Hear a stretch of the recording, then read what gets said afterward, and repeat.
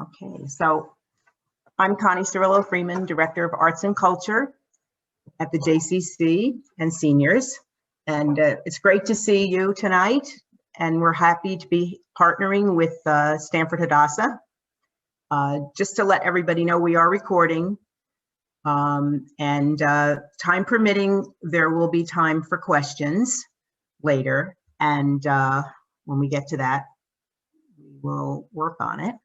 In terms of if we're going to have you raise your hand or we'll have you put questions in the chat. So I am very pleased tonight to introduce you to Professor Pamela Nadell.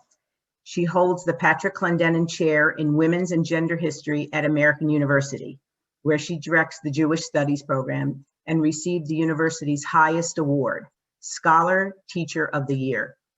Her books include Women Who Would Be Rabbis, A History of Women's Ordination, 1889 to 1985.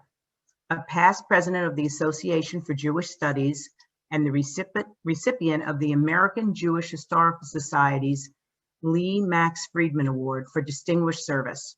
Her consulting work for museums includes the National Museum of American Jewish History and the Library of Congress. She is a fellow of the American Academy for Jewish Research. Her recent book, America's Jewish Women, A History from Colonial Times to Today, won the 2019 National Jewish Book Awards Jewish Book of the Year. I have to tell you, it was a pleasure planning this program with Pamela and with our moderator, Betsy Stone. I love the book. It is so rich in detail and has so many layers of experience at every level of society. It's enhanced by moving back and forth between the generations of individual Jewish families, from the activities and the privileges of the upper crust to the poorest women just trying to survive. I have to say that I especially liked everything that she told with regard to Hadassah. Hadassah holds a special place for me, and I think most of you, I think pretty much everybody on the call is a Hadassah member, and I see we also have an associate on too. And so the nuance and the detail about Hadassah from the very beginning up through all the different things in the world that they were involved with in terms of Jewish women was just wonderful. The nuance, the detail, it was terrific. So I can't wait to hear the conversation between Dr. Nadell and Dr. Betsy Stone. I know many of you know Dr. Stone, Betsy. She is a PhD and adjunct lecturer at Hebrew Union College, the Jewish Institute of Religion, a Yale grad, and Betsy is the moderator extraordinaire. If you're going to have a program and you get Betsy Stone, you know it's going to be fabulous. She volunteers for many, many organizations, and we are so happy to have her with us tonight. So without further ado, I'm going to turn the program over to Betsy and Pamela. Thank you. Thank you so much. And first of all, thank you all for joining us this evening. I want to especially thank Connie Freeman for that careful reading of my book, and especially Dr. Betsy Stone for reading my book. It means a great deal, as you know, to have an esteemed author read your work so carefully. And I want to thank the Stanford JCC for inviting me, and Stanford Hadassah for co-sponsoring this. And I did write a lot about Hadassah because it's a very, very important organization, and I'm a life member. So, but that wasn't the only reason I wrote about it. Betsy and I decided that I should open with a couple of images and talk a little bit about the book. And I'm just going to share my screen for a few minutes, and I'm going to just give you like a tiny glimpse into the book. So I'm going to do something that's a little unusual, especially for a faculty member. I'm going to show you some family photos, okay? So here we go. This one is my great-grandmother. and it's hanging on the wall of my dining room, which is amazing. I know that it was taken in the first decade of the 20th century. And if you look really carefully at her hairline, you can see that she's wearing a sheitel. She's wearing the wig that an observant married Jewish woman would have worn at the beginning of the 20th century. And many observant married Jewish women will continue to wear a wig. But I always thought that when I looked at this, that she was incredibly old-fashioned. And when I was on Real Book Tour, like in person, I actually got to talk with somebody who's getting a PhD in apparel design, who had actually been a student of mine as an undergrad. She's going to work in museums. I never knew you could get a PhD in apparel design. And she told me the dress my grandmother is wearing went out of style in 1870. So I definitely know that she was really old-fashioned. This image, taken at the same time, is my grandmother, her daughter. And I love the image. She's so she. This is one of the great advantages of Zoom. You can actually see the photo really close. So she's got a bow in her hair. She's got bows on her shoes. And the dress that she's wearing was called a linen or a lingerie dress. It was only in style between 1903 and 1910. So she was very au courant. In this image, you can see my mother in a park on a warm spring day in the early 1950s. And she's wearing what she said she always wore. It's not what we would wear to go to a park, but she's wearing a black pencil skirt and a white blouse. And if you look really carefully over her shoulder, you can see a baby's bonnet peeking out, right? You can see that? So right over there. So anyway, that's me.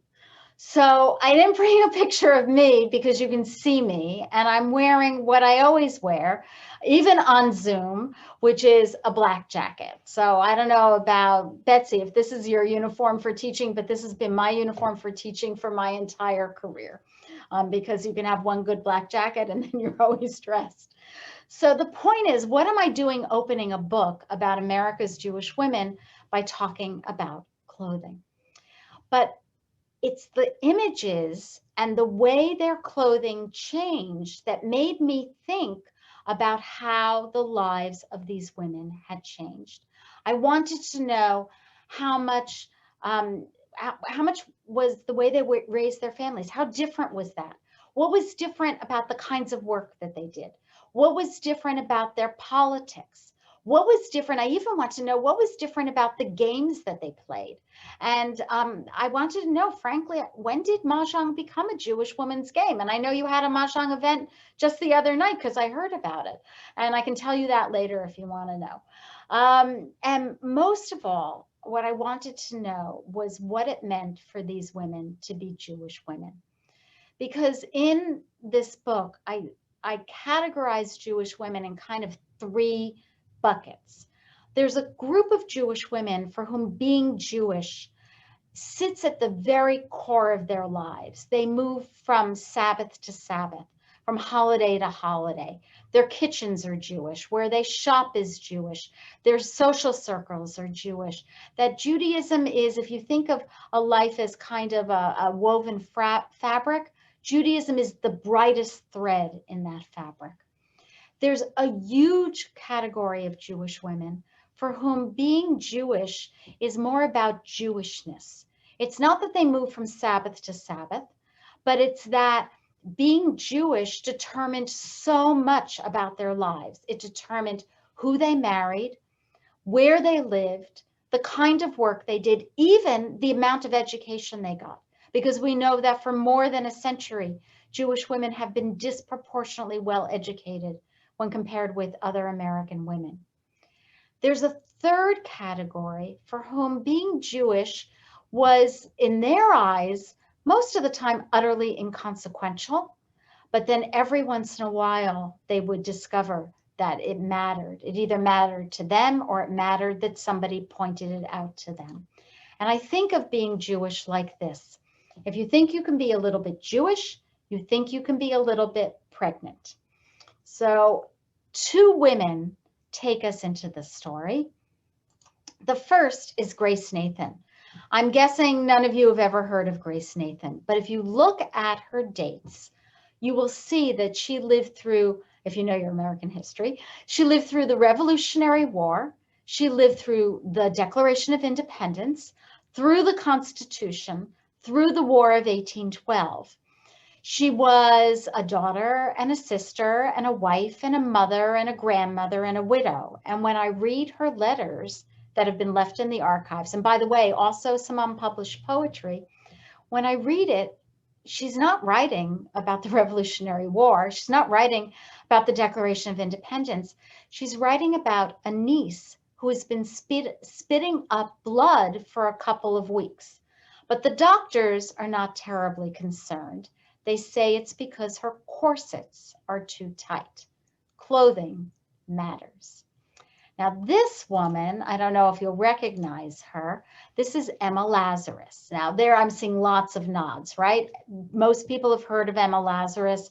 She's the famous poet who left the poem about the huddled masses yearning to breathe free. It's in the base of the Statue of Liberty. It has welcomed immigrants coming to this country for more than a century. Emma Lazarus had a very different life than Grace Nathan. She never married, she never bore a child. But what you may not know is that Emma Lazarus was Grace Nathan's great-granddaughter. And in this one family across these generations, I find something that becomes a guiding theme for me in this book, that they were Americans, they were women, and they were Jews. As women, they were constrained by the conventions of their day and age, what was appropriate for a woman to do. As Americans, they reveled in the freedoms this nation brought their people. And as Jews, they used it to change Judaism. So let me give you an example.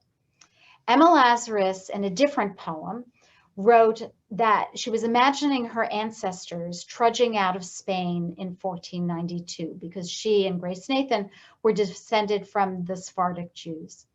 And in this poem called In Exile, she writes that they came to this land that gave her people the freedom to follow Moses's law and to think the thoughts Spinoza taught.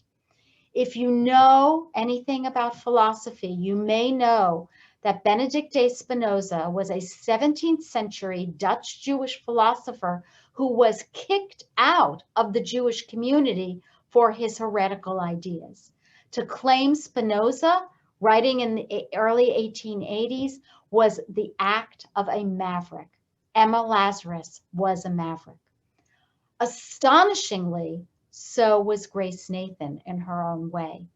At the end of her life, she wrote to her son an ethical will. I don't know if you're familiar with ethical wills. They're documents where you leave your life's lessons to the next generation. And in it, she said to her son, "At my death, only keep your beard for 7 days." Observant Jews, and she was an observant Jewish woman, observant Jewish men typically will not shave for a minimum of 30 days following the death of a parent. Many Jewish men won't shave for a year following the death of a parent. Grace Nathan was changing Jewish law or Jewish tradition and custom. She was also a maverick.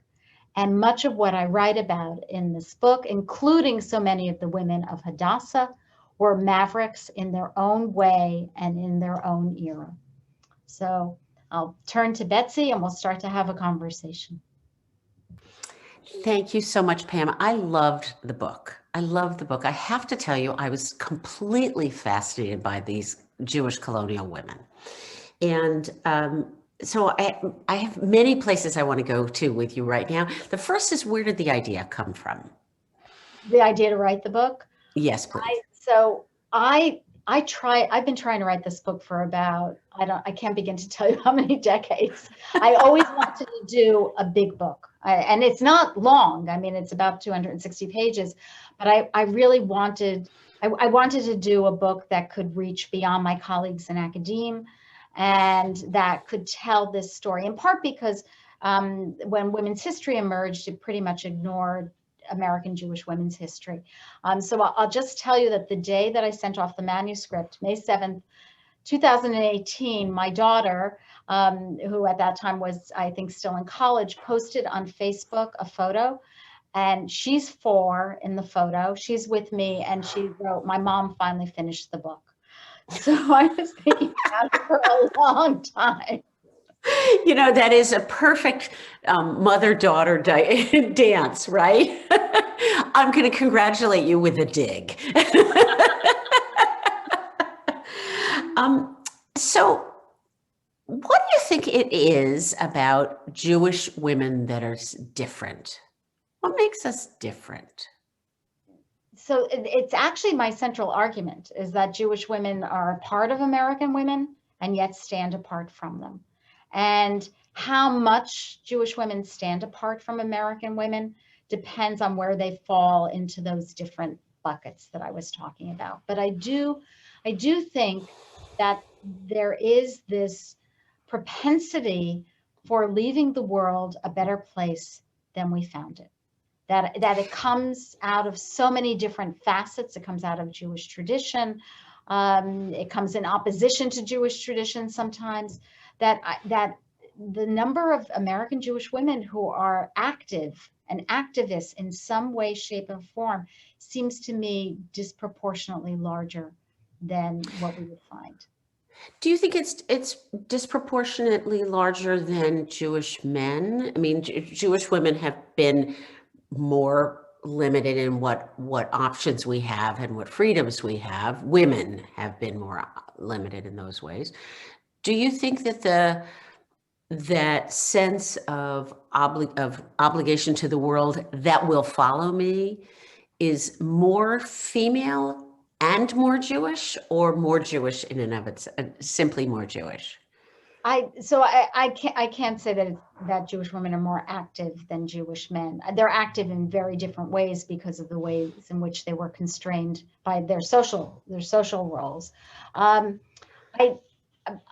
do think they're more active though than women writ large, as much as we could make that kind of broad comparison. But what I see happening is first of all, there's this impetus in terms of Jewish tradition. We talk a lot about tikkun olam. That became a term that really became bandied about at the end of the 1960s. But the sense of obligation to leaving the world a better place, repairing the world. For Jewish women, though, sometimes Judaism, it was the negative ramifications of Judaism, of being excluded in the synagogue, for example, that propelled their activism. My favorite example is Bella Abzug. When Bella Abzug was 13 years old, her father died. For a year, this is the 1930s, not the 1970s, for a year, she went and said Kaddish on her way to school. Not because he had no sons, I think she probably would have done it even if he had sons, but because this was an obligation that she was taking on. I have to think, standing behind the mechitza in the partition separating Orthodox Jewish men and women in services, I have to think that played a major role in propelling her feminist activism. And then there's the fact of the education.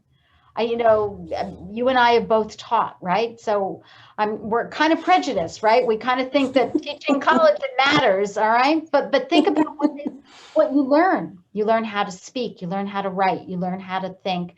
And for the women of the generation of the feminist movement, they also learned how to run a mimeograph machine. And they needed those values and those skills. So it pushed them forward. Values driven push them forward, or the urge for increased freedom and representation push them forward? I mean, do you understand what I'm asking you? Can you parse those two? Either I have to do it because I have to do it, or I have to do it because it has to be done. I think it's both, and I think it's maybe the reason that Jewish women end up so disproportionately represented, for example, in the feminist movement. But I'm also thinking of Hadassah earlier, and sending 2 nurses in 1913, 1914 to Palestine, and they hang out a sign in Jerusalem. It says Hadassah Nurses Settlement, and they see 5,000 patients in their first year. I mean, this is astonishing. Mhm.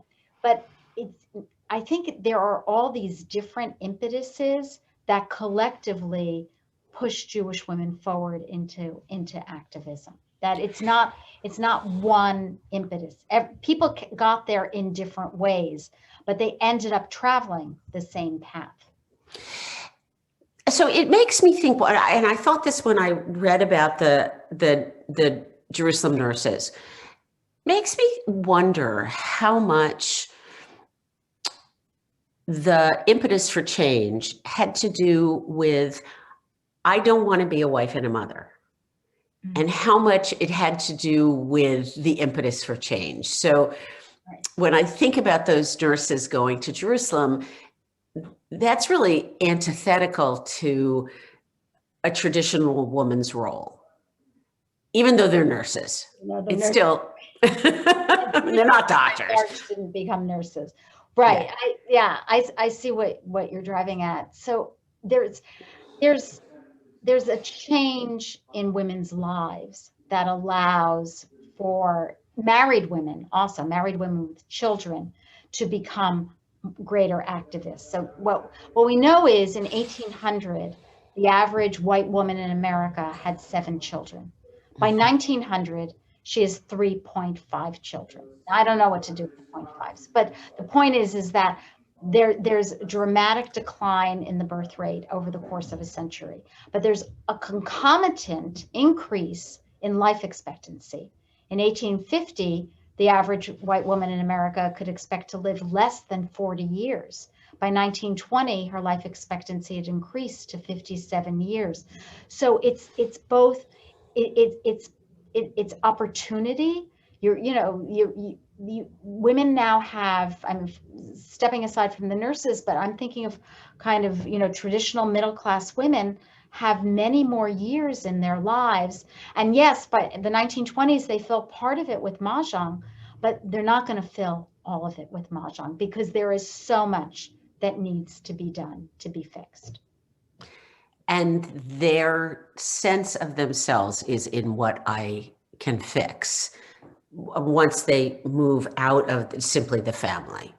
Right. There's the sense, and also you have, so when I think of like the end of the 19th century and these first couple of decades of the 20th century, the great powerhouse Jewish women's organizations, legacy organizations that are still with us, all emerged then. The National Council of Jewish Women was the first, Hadassah, the Women of Reform Judaism, that had a different name, but it's the same organization, the Women's League of Conservative Judaism, Pioneer Women. These groups all come into existence at this particular moment where women are having fewer children and are looking for ways to give back to their community.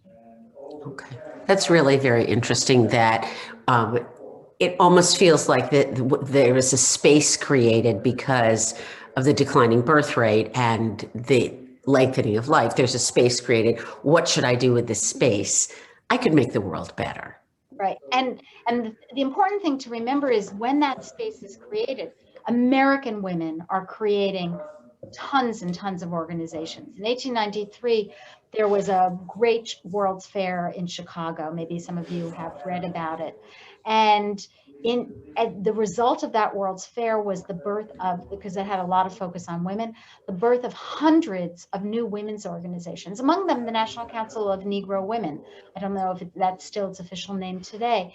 And Jewish women, that's when they create the National Council of Jewish Women. It's probably the era from then until the 1920s, 1930s of Jewish women's greatest activism in organized life. And part of it is because they can take political action through organizations that they couldn't do even before they had the vote. So is it a time then, this same period of time, a time where women's activism is national, or are they, is it mostly downtrodden populations? No, it's national, and it's not mostly downtrodden populations. In fact, I mean, many of the organizations are really middle-class organizations, and it's and the reason Jewish women have to organize their own associations is because they're not joining the Christian women's organizations. I'll give you one example. The largest women's organization in the 19th century in the United States was called the Women's Christian Temperance Union. It championed prohibition, yes, but it was actually like a reform organization for everything. It tried to uplift prostitutes. It tried to improve working women's working conditions. And at one point in the 1890s, it actually issues a call to Jewish women and Catholic women to join it. And a Jewish woman who's the editor of a magazine called The American Jewess, she writes that the name of this organization suggests too narrow a purpose. Jewish women are not going to join the Women's Christian Temperance Union. They just don't do that. They need to create their own. And that is part of being apart from American women. Dan. Okay, so that leads me back. Give me 1 second. Sure. I think someone is off mute, not our speakers, but if there's anybody else, we're hearing some noise in the background. So just, if anybody isn't muted, please mute yourself. Thank you. Thanks, Connie.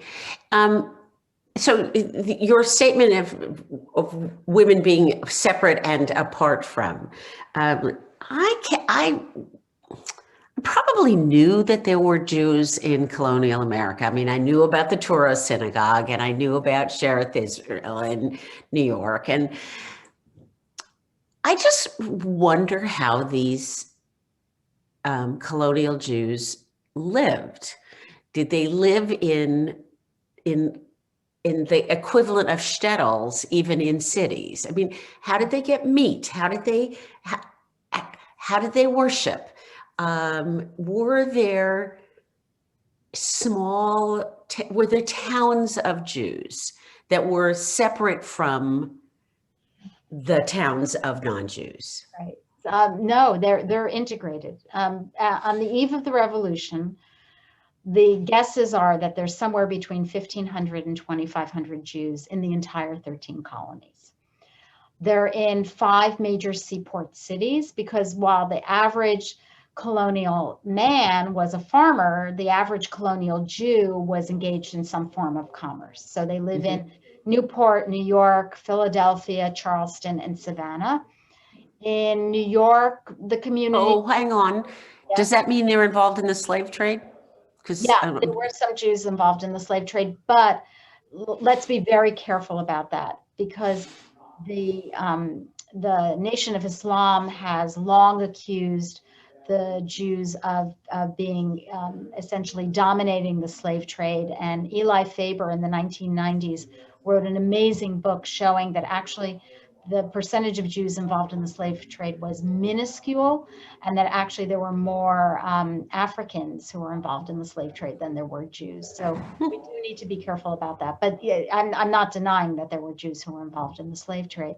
But they were also involved in, local commerce. So you have about 300 Jews living in all of New York, and they are very much integrated with their neighbors. But on Saturdays, and actually this is a sign of one of their changes, because Jewish women typically did not go to synagogue. That was not one of their requirements, and most of them didn't go. But in New York City, they go to synagogue. There's one synagogue in each community. And in New York City, they go and they pray in the women's balcony, and they actually cause a lot of trouble sometimes in the women's balcony. And there's one great story of a woman who even brings a friend on the eve of Yom Kippur because she wants to show her Christian neighbor what Jewish services are like. So they're very integrated. It leads to a great deal of intermarriage. And many of those colonial families, their Jewishness just totally disappears. But it's a small, they're tiny, tiny communities. They're too tiny to be completely isolated. And how do they manage the strictures then of Jewish law? Well, it depends on if they cared. So yeah, right. So you have everything from, in Petersburg, Virginia, you have a woman writing about that, there are like 12 Jews in town, and how dare they call themselves a Jewish community. And the man who says that he's selling them kosher meat has bought unkosher meat.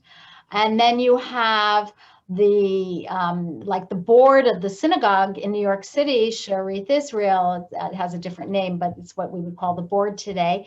And when Hetty Hayes suspects that she has been sold meat that is not kosher, and she runs a boarding house, they tell her they don't punish the theoretical shochet, the man who, you know, slaughtered the meat, but they tell her she has to kosher her house, otherwise it will be looked on as a treif house. They called it treifo because that was their pronunciation. And can you imagine what it took to kosher a kitchen in colonial New York? I mean, you don't have running water. I don't know if she was supposed to just dump everything into the dirt. I mean, I have no idea, but that's what she had to do if she wanted to keep running a boarding house that was kosher. So you have all the extremes that we have in American Jewish life. Now you had all those extremes in terms of Jewish observance in the colonial era. I just lost Pam. Oh Did no. other people? Maybe it's my ears. Can you hear me? Yes, now I can. It was my earbuds. Just Oh, okay. we're done. They do that sometimes. Which of these women would you really like to meet? And what questions would you ask them? Wow, I would have loved to have met all of them. I mean, they're all, you know, they're just all so fascinating. And they all had such amazing stories, but I guess I had to pick one. It's so hard. I think I would have liked to have met a woman you've never heard of. I would have liked to have met Kate Simon. Kate Simon was an immigrant to America. She won a National Book Award. She wrote 3 evocative memoirs of her life, of what it was like to be an immigrant, of the sexual abuse that she endured as a child, of her recognition that her father knew that his relatives were abusing her, male and female, by the way, of her determination to get an education and make something of herself, even when her family was in opposition to her. And also she really struggled with math. And I think that's why I like her, because math was not my subject. And she actually gets sent, you know, in those days, when you were like in 6th grade, you got sent either to like a vocational school or you got sent to an academic high school. And this is in the 1930s. And she gets sent to the vocational school, and it's a teacher who adopts her and breaks her out of it. She eventually becomes a college professor. So I would have loved to have met her, but I would have loved to have met all of them. Yeah. So one of the things that clearly changes the trajectory for American women, and particularly American Jewish women, is Triangle, is the Shirtwaist Factory. Did it require that level of tragedy for us to make the kinds of changes that happened as a result? So just to refresh everyone's memory, in March of 1911, there was the worst industrial fire in American history, when probably a workman threw a cigarette butt into a bin filled with scraps, and 3 floors of the Triangle Shirtwaist Factory in New York City, which today is the Brown Building at New York University. You can actually see it. They went up in flames, and some of the women were able on the 8th floor to get out. On the 10th floor, the operator on the 8th floor called up to the 10th floor, which was where the business offices were. Most of the people on the 10th floor got out, and the people on the 9th floor did not find out about the fire until the flames came up the air vents, and most of them died. 146 people died, mostly girls and women who were making shirtwaists in the Triangle Factory. And most of them were Jews. It shocked the nation, and it did take that tragedy to shock the nation, because you have to remember that 2 years before, there, a year and a half before, because it was late in 1909. The workers at the Triangle Shirtwaist Factory had gone out on strike, and they were striking for better conditions, better working conditions. And there had been another major strike in 1910 when the cloak makers went out on strike. And there had been protests about the conditions, the working conditions, for decades. But this era of strikes really galvanized them. But it took, what happened in the wake of that fire was that a coalition of uptown progressives, Tammany Hall politicians, and the community that had been ravaged by this fire got together, and they agreed to reform the industrial laws in New York State. And within a couple of years, New York State had the best industrial legislation in the nation. It became a model for the entire nation. And it had things like doors have to swing out, not in, because the doors to the factory swung open and the women were pressing against them to get out. It mandated fire sprinklers. This factory had a fire escape. First of all, it ended above the first floor, but the weight of the women on it, it just collapsed under them. I mean, it was a horrible, horrible tragedy.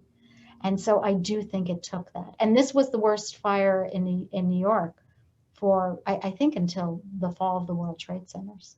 Wow. And it empowered an otherwise unempowered group that seems to have needed the level of tragedy to say no more. It empowered them because they got the attention of Tammany Hall, and some of the politicians there rode that into state and national office as a result of that. That Tammany hadn't been paying, the political machine had not been paying any attention to what was going on. The progressives, progressives like Lillian Wald, for example, Rabbi Stephen Wise, they had been, they had so many causes that they were campaigning for. But this became an overwhelming need. Absolutely. So when we think about some of the, I was struck by Stephen Wise, I think in particular, who seemed to me to really have a transformation over the course of his lifetime around his vision of women. What was it? What did women have to teach men so that men could understand enough to have some of that transition in their understanding? So Stephen Wise is a fascinating figure. First of all, his wife, Louise Waterman Wise, was another one of those mavericks.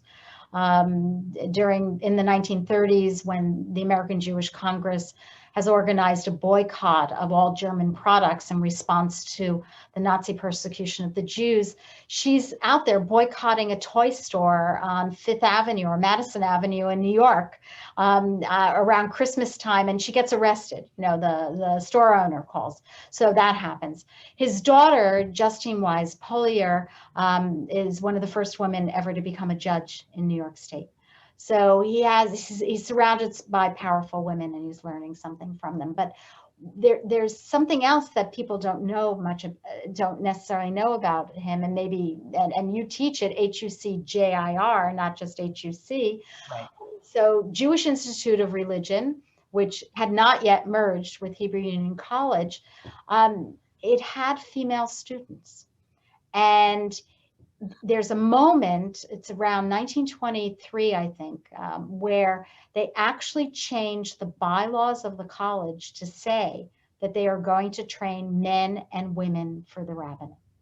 Now, it's because there's been some push, and it happens to be the woman who's pushing is married to one of his trustees. Nevertheless, there's a handful of women who go through rabbinical school at the Jewish Institute of Religion, and he's aware of this drive. And there's ultimately one, her name was Helen Leventhal Lyons, at that time it was Helen Leventhal, she actually completes the entire rabbinical curriculum in 1939, but she's not ordained. They don't take the step of ordaining her, but she gets a lot of attention. And the choice not to ordain her was simply That too far. That was just too much to do. And he actually says her father was a famous conservative rabbi. Her grandfather was a famous Orthodox rabbi. So he supposedly said, if your grandfather would ordain you, I will ordain you. We don't know what happened. I'm sorry, that's chicken. Okay. But he moved. So the book is published in 18 or 19? 19. Who would you add from the last couple of years? Well, I won't add Ivanka Trump, I'll tell you that. You'll get a lot of argument here. I probably won't get a lot of argument. Who would I add from the past couple of years? It's interesting. I'm trying to think of who's come out. That's so okay. I think it's not so much that I would add, because I actually did mention Angela Buchdahl, Rabbi Angela Buchdahl. When you write a big book like this, and especially when you start to write the last chapter that many people have lived through, you find yourself kind of packing everything in. And I didn't write about Jews of color, because we were not, when I finished the book in 2018, we were not yet having the kind of national conversation that we are having now. That was my next question. Keep going. Oh, okay. Yeah. So I mean, it was there enough that I mentioned it. I mentioned Rabbi Angela Buchdahl, who of course was the first woman who of Asian American descent and Jewish descent to become a rabbi. She's a rabbi at Central Synagogue in New York. And I think that I would have paid much more attention. I'm not sure what figure I would have used, what figures I would have used, but I think that I would have given much more attention to the subject. Just the way in that chapter, I give much more attention to women who are opposed to Zionism that I would not have written about earlier. And also to, I mean, even in terms of, you know, expressing dissatisfaction with what Israel became. So I mentioned, I'm sure I write there about Natalie Portman, who takes on, gets a big prize, is supposed to be awarded it by Netanyahu. This is a woman who is a staunch Zionist. She's an Israeli and an American, and yet she takes a stand and refuses to be on the stage with Netanyahu. So I paid a lot more attention to the complexity of the American Jewish community on the eve of the 21st century, but I would definitely have written more about Jews of color and how they are trying to make us recognize the diversity of our community in ways that we really haven't before. So what do you think could be the lasting impact of Jews of color, or the short-term impact of Jews of color, Jewish women of color in particular, as we look into the short term and then the long term? I think the impact is wide and deeply significant. I mean, I'm already seeing, I can't think of a synagogue or a Jewish organization that is not paying attention to this issue at the moment. And I think it took the Black Lives Matter movement to make us recognize that there are many people within our community who are of color and then are also Jews, and how they've been, the ways in which they've been marginalized. I'll give you one example. I don't know if you've encountered her teaching at HUC yet, but one of my former students is a rabbinical student at HUC, Hebrew Union College in Cincinnati. And we had her on a panel at the university a couple of weeks ago. And she before that, she had been, she graduated college. She worked as a youth advisor at an area synagogue. And she said, Kelly Whitehead? Yeah, Kelly, exactly. Oh yeah, isn't she great? She was my student. Fabulous. She's fabulous. Yeah. So she tells the story. She's in the synagogue and people, they think that she's part of the custodial staff. the long-term ramification is that she's raising our consciousness. That's Mhm. what needs to be done. What will happen down the road? I mean, I'm a historian. I look to the past. I don't look to the future. But we can't look at the community the same way that we used to. Never again. And so then we are increasingly integrated into the melting pot here.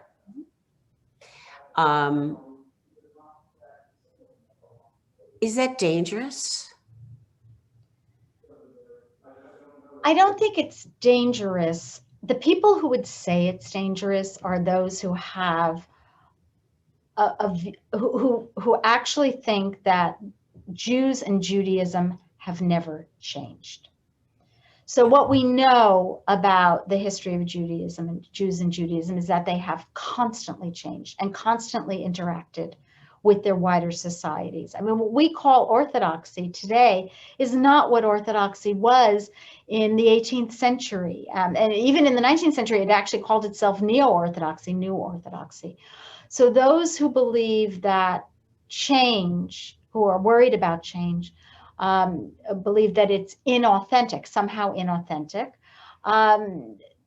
they will be worried, but I'm not worried. I mean, and I'll give you, kind of an example from Jewish tradition or modern Jewish tradition. Today, there's bat mitzvah everywhere, right? Reform, conservative, Orthodox, in Israel, in Jewish communities around the world. But the first bat mitzvah is in 1922 in the United States, although we actually think that there were some antecedents before. But the point is that bat mitzvah is, and the Orthodox have adopted it. It's a new tradition. So I'm not worried about Judaism adapting, because I believe that Jewish women and Jewish men will continue to be a part of and apart from their wider societies. Wonderful. I agree with you completely. So I'm going to ask a question of the group based on what you've read and what you've been thinking about. I found myself wondering in in magical thinking terms, which of these women, the ones who are in the book, the ones who we may not have names for, the ones who are more current, which of these women are we inviting to a magical dinner party where it doesn't matter when you were alive and when you died? So I'm going to ask you all, which of these women really have a story that you want to hear? And just unmute yourself. It's a great question. Thank you. Love it. So who are you inviting? Go ahead, Deb. Okay, I guess I have to pick two. One is Henrietta Zold, because I would just love to pick her brain about all kinds of things and why and what and so forth. And of course, Ruth Bader Ginsburg, because, currently she's one of these women that, wow, I would like to have a one-on-one with, that I didn't have the opportunity to. Right. At least, right. So just off the top, those are the two that I wanted to Wonderful. Invite to dinner, or Seder, or whatever. One of these days when I can have more than, my immediate whatever. Larry, who are you inviting? Let's see, I want to go into the more radicalization. I'd like to invite Ernestine Rose and Emma Goodman. And the reason is I'd like to see how women's radicalism has changed over the decades and into today. What do you mean by radicalism? That's an interesting. Well, Ernestine Rose, the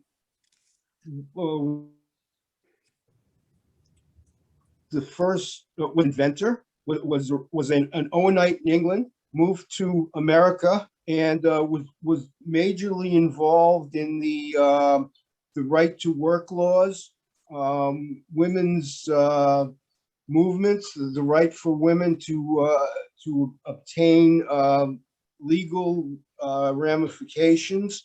She was also in New York, was one of the women who were fighting for the right for women to have wills, unionize. And this is obviously 18th century. She died long before women got to vote. And Red Emma, was just Red Emma.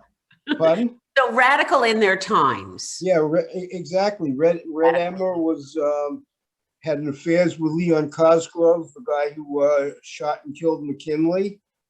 She was so radical that after the Russian Revolution, we deported her to Russia. Right, right. Wonderful. And in Russia, she met Patrick Reed and Krupskaya, Lenin's wife. And so it's just a step from women's issues to really radical issues.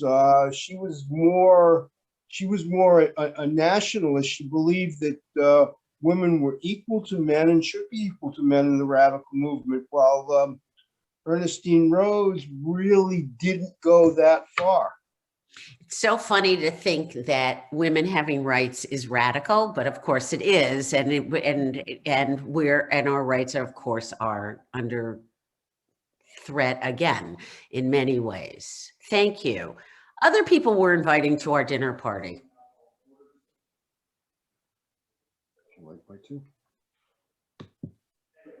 Other people we're inviting, other voices you wish you could hear. I kind of want to hear Grace Nathan, not because,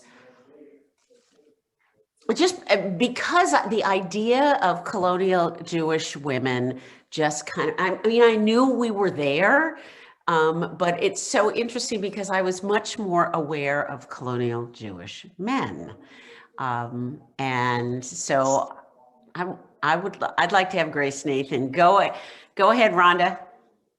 Who I would like, and I don't know the name, is I know my relatives on my father's side came over to Charleston somewhere between the late 1780s, 90s and 1810.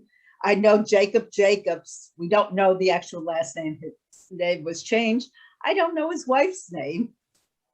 There are 3 Jacob Jacobses. We've eliminated one of the families. It's one of the other 2. I'd love to hear her story and her children's story, because growing up in this area, it had to be very different. I've met the relatives down there, but it still would be an amazing story to hear them.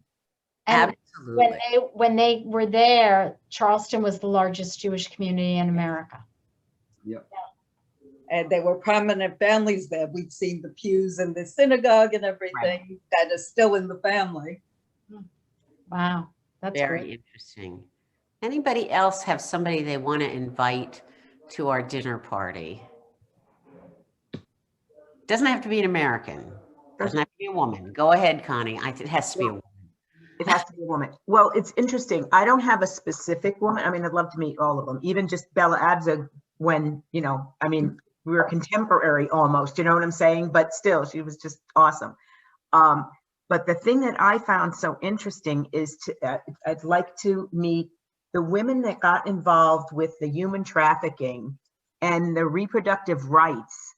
And, we think like, well, it was 1973 and Roe v. Wade and blah, blah, blah. And it's like, no, these people were doing this 50 years before, and they were managing, as you described it in the book, Pamela, they were managing how many children they were going to have when they didn't have what we have today. And they realized that was going to make a difference in their lives in terms of their economic well-being, in terms of being able to do anything in life they wanted to do. So I would just think it's amazing that these people were doing that, 100 years ago? And, so I just would be fascinating to meet someone who would be that Forward outspoken at the time. Yeah, forward thinking. Right. Wonderful. Right. So I'm looking at the clock and I know that we have to let Pam go in a few minutes. I'm wondering if other people have questions for her because I got to ask lots of questions. I still have them on more on my card, but um, are there other questions that you all Questions? for Pam about the book, about American Jewish women, about what inspired her? Deb, it looks like you're ready. Sure. What do you see? We're talking about the past and the present. Do you have a thought about the future of American Jewish women and our contribution or role, or is it going to be different? I think for for American women writ large, but for American Jewish women especially, the feminist movement changed everything. I mean, I didn't make that revolution, but I rode its coattails into my career. My daughter's riding its coattails into medicine. And I think in terms of the future, that will continue to, it's almost like a jet engine. It'll just propel things forward. It's definitely had an impact on many of the women's organizations, but the alternative is that so many new organizations have sprung up. And so somebody once told me that there were 9,000 Jewish organizations today. And then because I was years ago, somebody more recently told me, no, it's actually the number is 12,000. And I think that kind of, the Mavericks, that kind of activism will continue. And the question is, what will be the issues and the causes? So for example, right now, one of the major areas where I see a lot of activity is Jewish women standing up against anti-Semitism, which has been checkered across American history, and of course is a major force again today. And so I can't see what will be the issues in the future, but I'm absolutely convinced that Jewish women will continue to be mavericks championing the right causes. Thank you. That's a beautiful place for us to wrap up. Connie, I hand it back to you, but at first I want to say, Pam, this has been a joy. Reading the book was a joy. Having this conversation with you was a joy. I feel very blessed for all of us that you've given us the gift of this knowledge and the gift of this evening. Well, thank you. And being in conversation with you was such a treat. Thanks. Connie's right. You are the moderator par excellence.